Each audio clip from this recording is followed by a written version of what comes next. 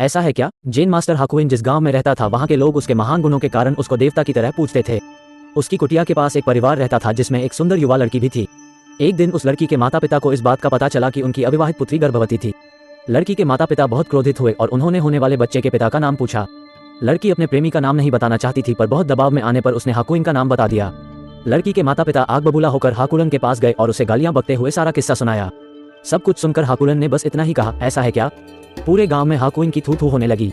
बच्चे के जन्म के बाद लोग उसे हाकुइन की कुटिया के सामने छोड़ गए। हाकुलन ने लोगों की बातों की कुछ परवाह न की और वो बच्चे की बहुत अच्छे से देखभाल करने लगा। वो अपने खाने की चिंता नहीं करता था, पर बच्चे के लिए कहीं न कहीं से दूध जुटा लेता था।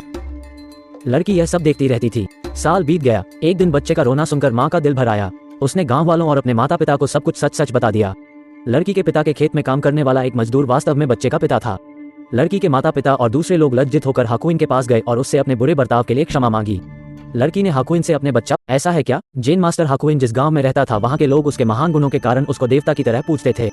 उसकी कुटिया के पास एक परिवार रहता था जिसमें एक सुंदर युवा लड़की भी थी। एक दिन उस लड़की के माता पिता को इस बात का पता चला कि उनकी अविवाहित पुत्री गर्भवती थी। लड़की के माता पिता बहुत क्रोधित हुए और उन्होंने होने वाले बच्चे के पिता का नाम पूछा। लड़की अपने प्रेमी का नाम नहीं बताना चाहती थी, पर बहुत दबाव में आने पर उसने हाकुइन का नाम बता दिया।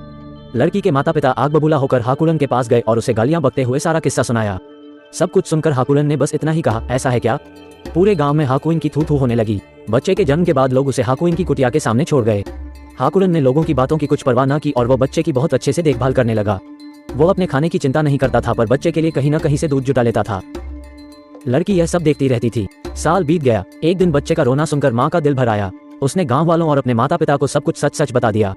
लड़की के पिता के खेत में काम करने वाला एक मजदूर वास्तव में बच्चे का पिता था।